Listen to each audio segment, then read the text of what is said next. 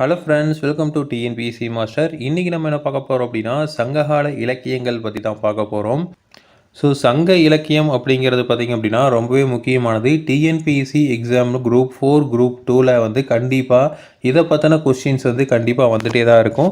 அதனால் இதை வந்து நீங்கள் தெளிவாக மனப்பாடம் பண்ணிட்டீங்க அப்படின்னா கண்டிப்பாக ஒரு 2 மார்க்லேருந்து 4 மார்க் வரைக்கும் ஈஸியாக வந்து வாங்க முடியும். அதுவும் பார்த்திங்க அப்படின்னா இப்போ தமிழில் வந்து கண்டிப்பாக வந்து 60% வாங்கினா தான் வந்து அடுத்த பேப்பரே வேல்யூ பண்ணுவாங்க. ஸோ அதனால் இந்த சங்க இலக்கியத்தை பற்றி கண்டிப்பாக நீங்கள் தெரிஞ்சுக்கணும்.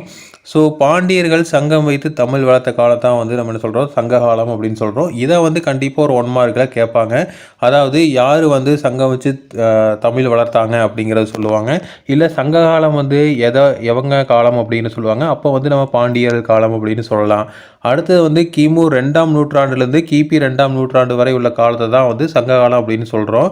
அதாவது கிறிஸ்து பிறந்து 2 நூற்றாண்டுக்கு முன்னாடி இருந்து கிறிஸ்து பிறந்து 2 நூற்றாண்டுக்கு அப்புறம் வரைக்கும் இருக்கிறத வந்து நம்ம சங்க காலம் அப்படின்னு சொல்கிறோம். சங்க காலத்தில் நூல்கள் பார்த்திங்க அப்படின்னா சங்க இலக்கியம் அப்படின்னு சொல்கிறோம். சங்க இலக்கிய செயல்களை வந்து சான்றோர் செயல்கள் அப்படின்னு சொல்லுவாங்க. இது பார்த்திங்க அப்படின்னா ஒரு கொஷின் கேட்கலாம், சங்க இலக்கிய செயல்களை வந்து என்னென்னு சொல்லுவாங்க அப்படின்னு கேட்பாங்க.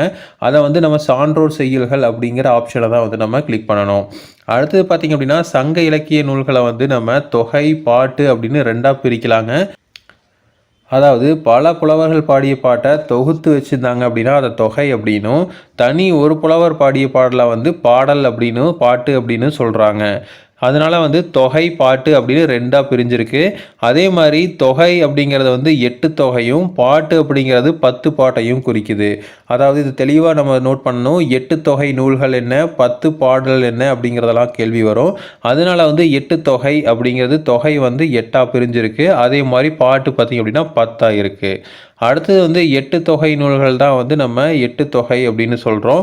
அதே மாதிரி சங்க இலக்கியங்களை வந்து திணை இலக்கியங்கள் அப்படின்னு வந்து சொல்லுவாங்க. ஸோ அதுக்கு முன்னாடி நம்ம பார்த்தது பார்த்திங்க அப்படின்னா சங்க இலக்கியங்களை வந்து நம்ம சான்றோர் செயல்கள் அப்படின்னு சொல்லுவாங்க.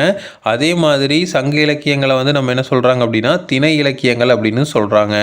அடுத்தது வந்து சங்க இலக்கியத்தில் வர்ற அகப்பாடல்கள் பாத்திரங்களை கூட்டிலும் புறப்பாடல்கள் புலவர்களை கூட்டிலும் அமைந்துள்ளன அப்படின்னு சொல்கிறாங்க. அதாவது சங்க இலக்கியத்தில் அகப்பாடல்கள் பாத்திரங்களும் இருக்குது, அதே மாதிரி புறப்பாடல்கள் புலவர்கள் கூட்டிலும் இருக்குது அப்படின்னு சொல்லியிருக்காங்க.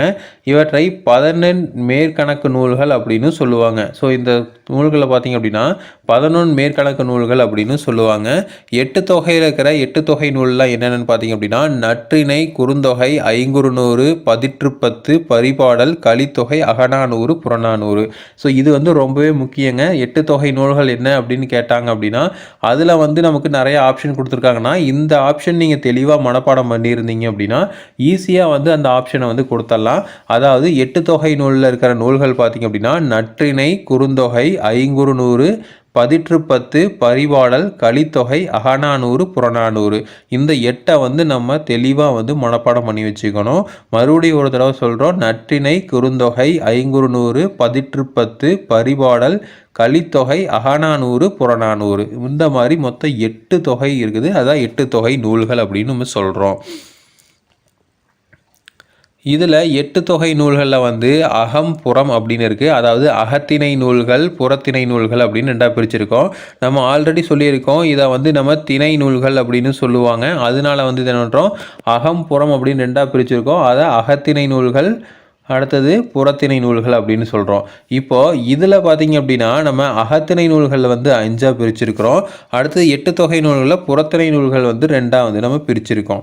அதாவது இப்போ 8 தொகை நூலில் அகத்திணை நூல்கள் என்ன அப்படின்னு ஒரு கொஷின் கேட்கலாம். அந்த கொஷினுக்கு பார்த்திங்க அப்படின்னா நற்றிணை, குறுந்தொகை, ஐங்குறுநூறு, கலித்தொகை, அகநானூறு இதெல்லாம் பார்த்திங்க அப்படின்னா அகத்திணை நூல்கள் அப்படின்னு சொல்கிறோம். அதாவது நற்றிணை, குறுந்தொகை, ஐங்குறுநூறு, கலித்தொகை, அகநானூறு. இதே வந்து 8 தொகை நூல்கள் பார்த்திங்க அப்படின்னா அதாவது புறத்திணை நூல்கள் பார்த்திங்க அப்படின்னா 2. அதில் பார்த்திங்க அப்படின்னா நம்ம பதிற்றுப்பத்து, புறநானூறு அப்படிங்கிற 2மே இருக்குது. இதையும் வந்து கொஷினில் வந்து கேட்பாங்க. அதாவது பின்வருவற்றில் புறத்திணை நூல்கள் என்ன அப்படின்னு கேட்டிருந்தாங்கன்னா அதில் இருக்கிற ஆப்ஷனில் பதிற்றுப்பத்தோ இல்லை புறநானூறோ வந்தால் அதை நீங்கள் செலக்ட் பண்ணணும். அடுத்தது பார்த்திங்க அப்படின்னா இந்த பரிபாடல் அப்படிங்கிறத வந்து அகமா புறமா அப்படிங்கிற ஐயம் கொண்ட நூலாக இருக்குது. அதாவது இதில் வந்து நமக்கு மொத்தம் 8ல் நமக்கு வந்து 5 5 பார்த்தீங்க அப்படின்னா நம்ம வந்து என்ன சொல்லியிருக்கோம், அகத்திணைன்னு சொல்லிடுறோம், 2 புறத்திணை சொல்லியிருக்கோம். இப்போ மொத்தம் 7 ஆச்சு. இதில் வந்து அகத்திணையா இல்லை புறத்திணையான்னு தெரியாமல் இருக்கிற ஐயம் கொண்ட நூல் தான் பார்த்தீங்க அப்படின்னா நம்ம பரிபாடல் அப்படின்னு சொல்கிறோம். இப்போ இதை வந்து நம்ம என்ன பண்ணுறோம் அப்படின்னா, நம்ம டிஎன்பிசி கொஸ்டினில் வந்து என்ன சொல்லுவாங்க அப்படின்னா, இந்த 8 தொகை நூல்களில் அகமா புறமா என்ற ஐயம் கொண்ட நூல் எது அப்படின்னு கேட்டாங்க அப்படின்னா நம்ம பரிபாடலை வந்து நம்ம செலக்ட் பண்ணணும். அது வந்து ரொம்பவே முக்கியம். அடுத்தது பார்த்தீங்க அப்படின்னா பரிபாடலை வந்து அகப்புற நூல்கள் அப்படின்னு சொல்லுவாங்க. இந்த 8 தொகை பாடலில் யாப்பினால் பெயர் பெற்ற நூல்கள் அப்படிங்கிறது 2. அது பார்த்திங்க அப்படின்னா கலித்தொகை அப்படின்னு சொல்கிறோம், அதாவது கலிப்பா. அடுத்து பரிபாடல் அப்படின்னு சொல்கிறோம், அதை வந்து பரிபாட்டு அப்படின்னு சொல்கிறோம். ஸோ இந்த ரெண்டுமே பார்த்திங்க அப்படின்னா யாப்பினால் பெயர் பெற்ற நூல்கள் அப்படின்னு சொல்கிறோம். அடுத்தது வந்து 8 தொகை நூலில் காலத்தால் முந்தைய நூல் பார்த்திங்க அப்படின்னா புறநானூறு. இதுவும் வந்து கொஸ்டினில் வந்து ரொம்ப முக்கியங்க. ஏன்னா வந்து 8 தொகை நூல்களில் காலத்தால் முந்தைய நூல் எது அப்படின்னு கொஸ்டின் கேட்பாங்க. அப்போ வர ஆப்ஷனில் நம்ம புறநானூரை செலக்ட் பண்ணணும். அடுத்தது பார்த்திங்க அப்படின்னா பிந்தைய நூல்கள். இப்போ எப்படி முந்தைய நூல்கள் வந்து நம்ம புறநானூறுன்னு சொல்கிறோமோ அதே மாதிரி பிந்தைய நூல்கள் வந்து 2ன்னு சொல்லுவாங்க. அது பார்த்திங்க அப்படின்னா கலித்தொகை பரிபாடல் இந்த 2. ஸோ இந்த கலித்தொகையோ பரிபாடலோ ஆப்ஷனில் வந்ததுன்னா பிந்தைய நூல்களில் வந்து நம்ம செலக்ட் பண்ணணும்.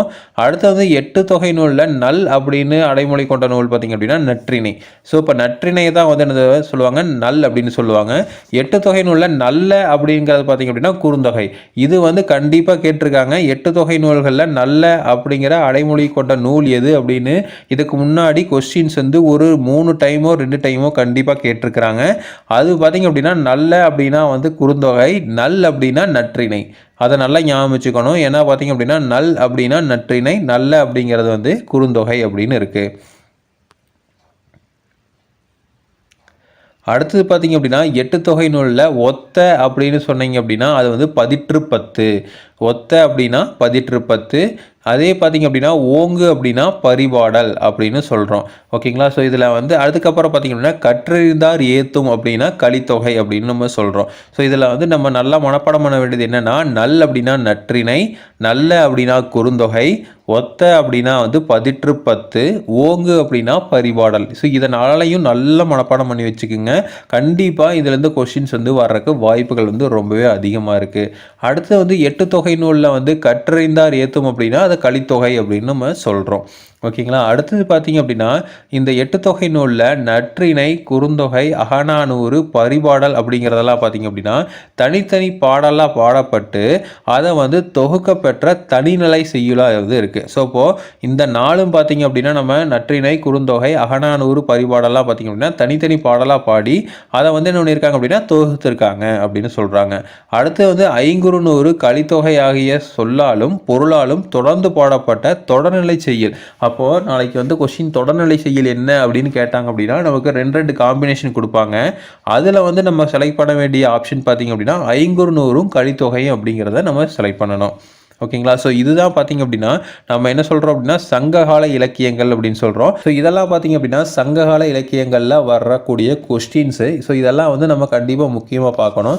இதில் பார்த்திங்க அப்படின்னா நம்ம வந்து ஒவ்வொன்றுக்கும் தனித்தனியாக வந்து பார்க்கலாம். ஐங்குறுநூறு, அகநானூறு, புறநானூறு, நற்றிணை இது எல்லாத்தையுமே வந்து தனித்தனியாக வந்து படித்தோம் அப்படின்னா கண்டிப்பாக வந்து இதில் இந்த டோட்டல்லேருந்து நம்ம ஒரு 3 மார்க்கோ 4 மார்க்கோ ஈஸியாக வாங்கக்கூடிய ஒரு இதுதான். ஸோ அதனால் பார்த்திங்க அப்படின்னா இதை தெளிவாக படிங்க. ஸோ இதே மாதிரி இன்ஃபர்மேஷன்ஸ் உங்களுக்கு தொடர்ந்து வேணும் அப்படின்னா நம்ம டிஎன்பிசி மாஸ்டர் விஷ்ணுவை வந்து சப்ஸ்கிரைப் பண்ணுங்கள். மறுபடியும் அடுத்த வீடியோவில் பார்க்கலாம். தேங்க்யூ.